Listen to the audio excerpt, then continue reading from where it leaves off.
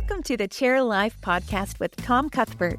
As a CEO coach and master chair, Tom brings you the insights, strategies, and tools to help you build your chair life, where mission and purpose intersect with a balanced work life. This is the path to leading with impact while living with intention. Let's dive in. Here's your host, Tom Cuthbert. It is time once again for another ChairLife podcast. So welcome back. We're glad that you're here. Today, we're on high-performing behavior number 4, which is high-performing members are present, focused, and intentional. Stephen Covey says, most people do not listen with the intent to understand. They listen with the intent to reply. Now, we've all caught ourselves doing that. But as Vistage chairs, CEOs, CEO coaches, or consultants, or even friends, moms and dads, neighbors, we need to be focused on listening and being present with intent. And it's not easy to do. I'm not going to lie. There's a lot of distractions around us. So today I really wanted to focus on why high-performing behavior number 4 is so important to us in our community. And I'm going to make the case that in our Vistage community, in our group meetings, in our one-to-ones, this is the place to practice focus and presence. Now, there are 12 high-performing behaviors. As I mentioned before, we'll be doing one a week, wrapping up on November 25th this year. And today, high-performing members are present, focused, and intentional, I might argue, is the most important, or at least the most observed of the high-performing behaviors. In group meeting, in any group meeting, it's really easy to look around the room and see who's paying attention and who's not. In a private conversation, if you're on a one-to-one with someone, it's easy to know if they're distracted, if their mind is somewhere else, if their eyes are wandering off, if they're checking their watch or their phone. It's pretty easy to see distraction. What's harder to do is to be present. So why is being present so important for our relationships? First of all, it fuels trust. And as we know in Vistage, trust is the cornerstone of everything we do. It increases engagement, not only in the moment, but in an ongoing basis. It creates meaningful connections. I have 40 CEOs that I work with, and I spend an hour and a half minimum with them every month, plus group meeting time, plus other phone calls or other time with them. They need that attention. They're looking for guidance. They want someone to listen to them and not be distracted when we're engaging with them. And guess what? It's not only CEOs that need this. It's every single member that we have in every group. And beyond that, it's your family. People need and want and crave attention. They crave to be present with someone. And it stands out, unfortunately, in today's society when someone is. I just finished a book called The Noticer by Andy Andrews. It was a great little book, and it was given to me as a gift by my EA, Savannah. I really appreciated it. And this character in the book, whose name is Jones, stands out in his community because he's known for helping people see other perspectives. He's known as a great listener. He's known as someone who cares deeply about other people. And the book kind of chronicles his life and tells some fun and interesting and sad stories about his interactions with others. But in every interaction, in every case, in every moment when he is referred to in that book, he is fully present with that person. And that made a big impact on me. And I recommend that book for you. We'll put a link to it in the show notes today. So we talked about why presence matters, but let's talk about the cost of distraction, the opposite of that. Anytime our phone buzzes or dings or vibrates, any alert that we get, think of that like a squirrel. Squirrel, you see it, your eyes focus on it, it breaks the focus, it erodes trust, and people that we're with feel undervalued. They feel less important than that buzz or the beep or the notification that we're receiving. Be intentional about pushing these out of the way, especially in one-to-one time or meeting time or time when you're face-to-face with someone. Focus on being with them, fully present. Multitasking is another thing. Like you can't First of all, you can't multitask. Our brain can only do one thing at a time. We can instead monotask, which I'm a big fan of. But in the book Indistractable by Nir Eyal, which I'll talk about more in a moment, Nir says that multitasking actually reduces productivity by 40%. And it certainly interferes with presence. So what are some things that are best practices for us as chairs or CEOs or CEO coaches that we can do with those around us? First of all, in a meeting, have a simple rule. At the very least, phones out of sight. We put that on the back of the nameplates in the group meetings that we have for my Vistage groups.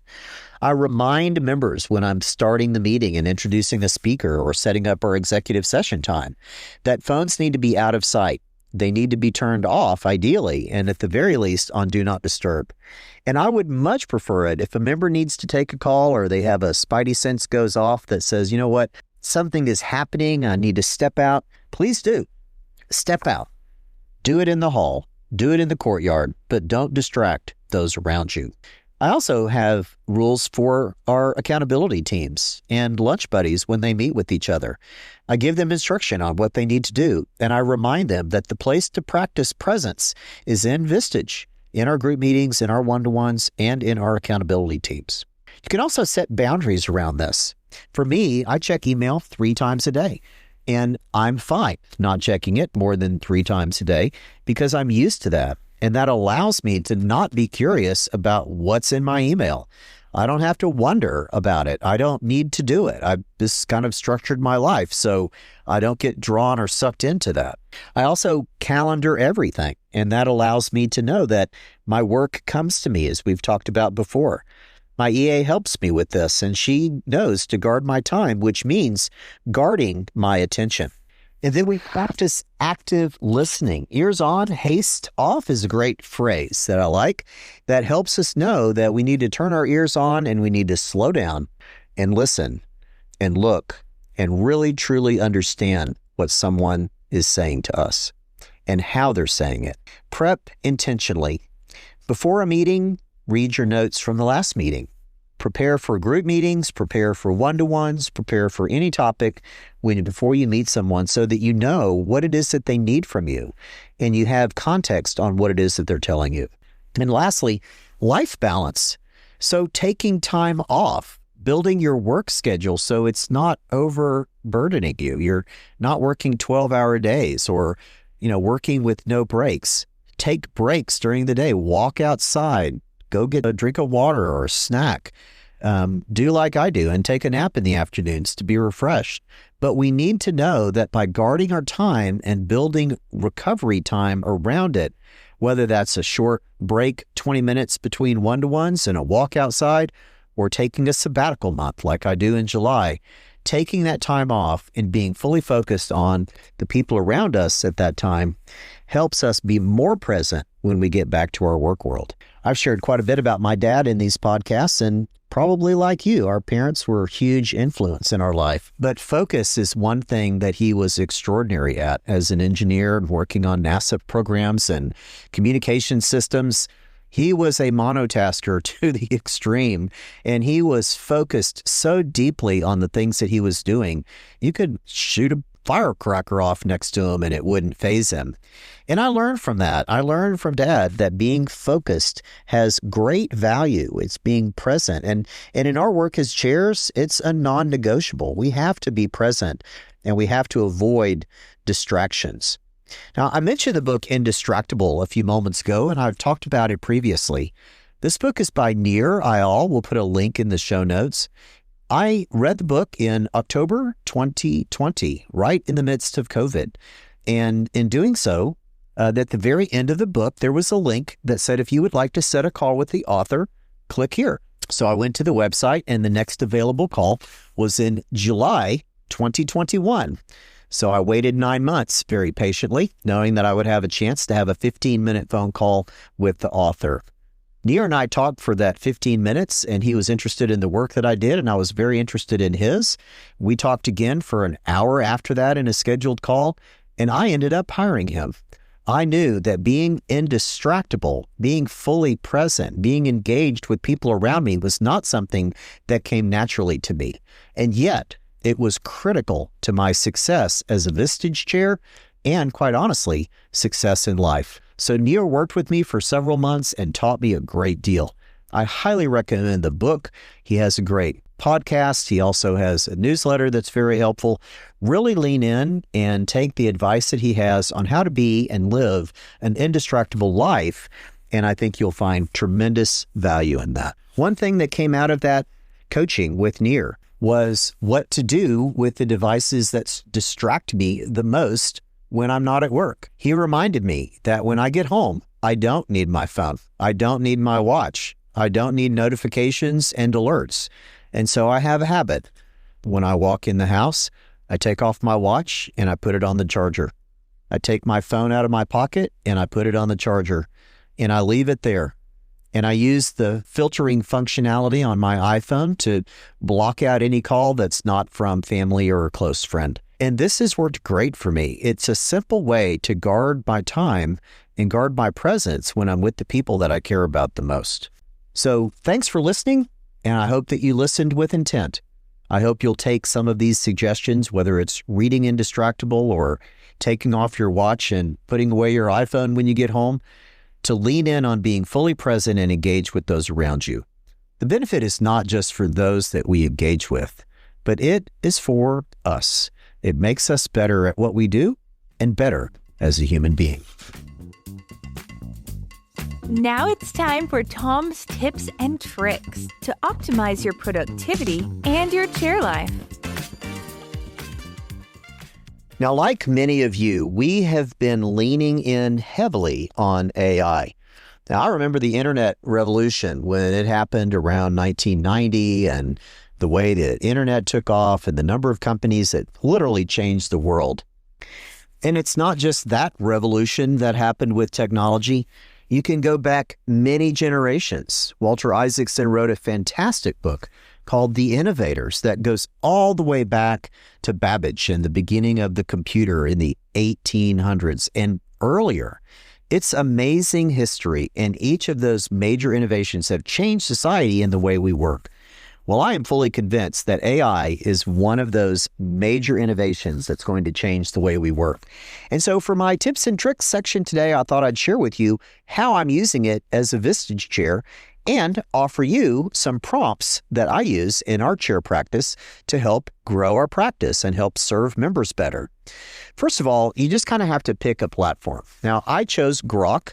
I happen to be a big fan of Elon Musk and have had a Tesla for over 10 years now, multiple Teslas. I really like their product. I've liked Grok. It's a fun tool. I'm an ex-user as well. And I love to watch SpaceX. So for all of those reasons, Grok is what I've leaned into. And it's been fantastic. Most of you are probably using ChatGPT, which is also fantastic. It's great at handling complex problems and math. It's very intuitive. And so I think it's excellent. Claude is another one by Anthropic that we've looked at and tested. Great for creative writing. It's very accessible and easy to use.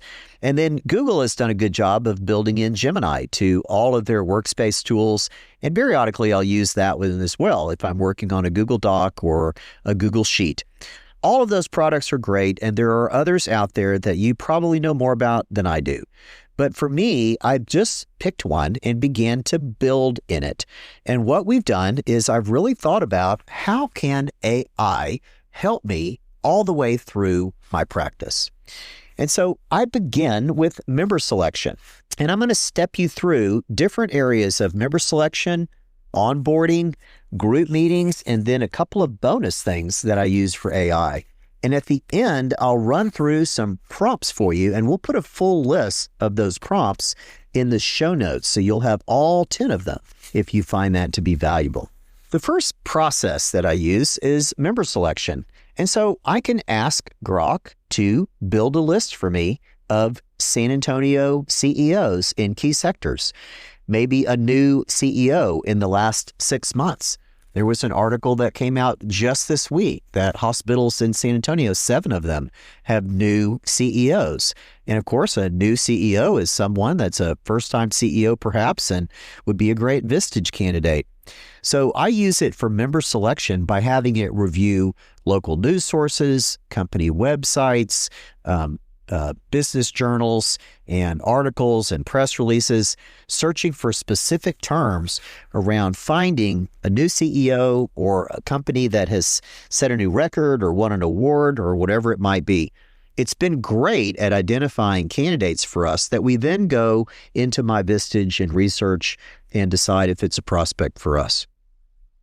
I also use it for outreach emails. One fun thing that I enjoy doing, because I'm also a big Chris Voss fan for Never Split the Difference, one of my favorite books ever. If you listen to my favorite books podcast, you'll know that that's the best book I've read in the last 10 years. But you can tell AI, read everything Chris Voss has put out and write an email to a prospect, inviting them to have a conversation with you or inviting them to a speaker, and use Never Split the Difference language. And it's very good. I do this all the time. And it's really helped me write selection emails in a way that are much more compelling to them. And they're simple and they're clear and they're easy to use. Another thing I'd like to do is I had a member candidate referred to me recently from the lumber industry. Now, I have home builders and people that are adjacent to that industry, but I don't have anyone in lumber. And this is a first-time CEO. So I had AI, in my case Grok, do a deep dive analysis on the lumber industry. What headwinds would this CEO face? What challenges are there in the industry? Where is the industry going? What are prices doing? And it built a very comprehensive list of all the things that this CEO might face. And so I edited it down to a short section and invited him to a conversation to discuss it. And that technique works really well, even if you know the industry, getting current information from it and sharing that in the context, letting candidates know that we're interested in their business and in their sector. The last thing is one that you might be using, which are bios. So before I meet someone, I always have them take a culture index before I have my 20-minute call. And that gives me insight into who and how they are as a human being. And I also will have someone on my team, in my case, our admin, run a bio report. And we have a prompt that we use for this. And it gives me both personal and professional information in a single page format about the CEO, about the candidate. And it allows me to just briefly read that. Sometimes I can listen to it in my car by having my iPhone read it for me while I'm driving. Pretty easy stuff. But it's a great way to get terrific information about someone's career, their personal life, and when you have a selection interview, you know a lot more about them. The next thing we've been using it for is onboarding. So we've gone through and identified what are all the onboarding steps for a Vistage member. And through AI, we've been able to organize those, and we've now built them into a learning management platform.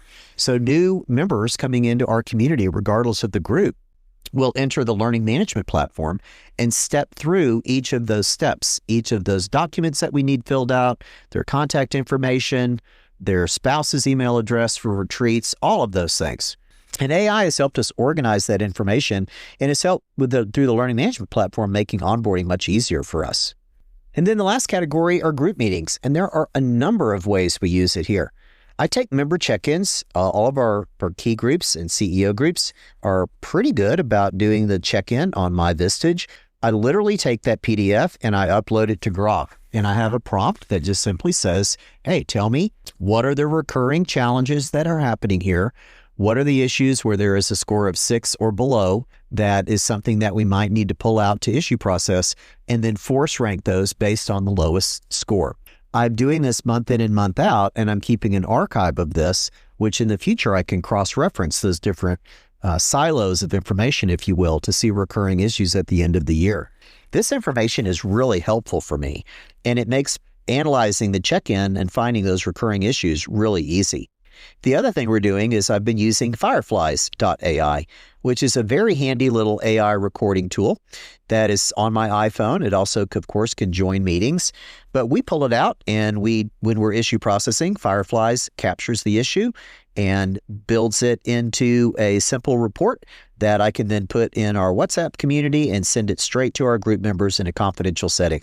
We can even take an issue and break down different role-playing analogies. So if we're looking at have an issue for someone where one person is this profile, another person is this, we can build that into AI and have AI build roles for us to play. And it helps us really get more out of those group meetings. Now, these are just some ways that I'm using it. There's a ton of other ways. For example, my calendar on Google Workspace and Docs. I have my monthly recurring calendar. I can have it read it and let me cross-reference it with the spreadsheet to make sure that all of my members are scheduled for a one-to-one. And do I have any open one-to-ones to identify those dates, and how many open windows do I have? Things like that. It can analyze my Vistage compensation over a period of time and tell me which groups are performing at a higher level or underperforming.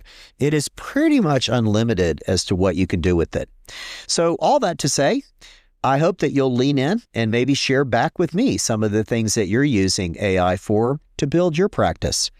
The 10 prompts that I promised will be available on our website in the show notes, and they include many of the ones that I've talked about here and more that can create questions for selection interviews or ways to do analysis of a member's one-to-one history with you.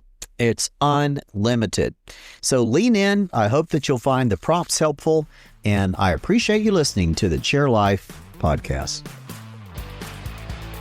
Thanks for listening to the ChairLife podcast. Remember, you can find more resources at tomcuthbert.com. Please let others know about our podcast by sending them to chairlifepodcast.com. See you next time on the ChairLife podcast.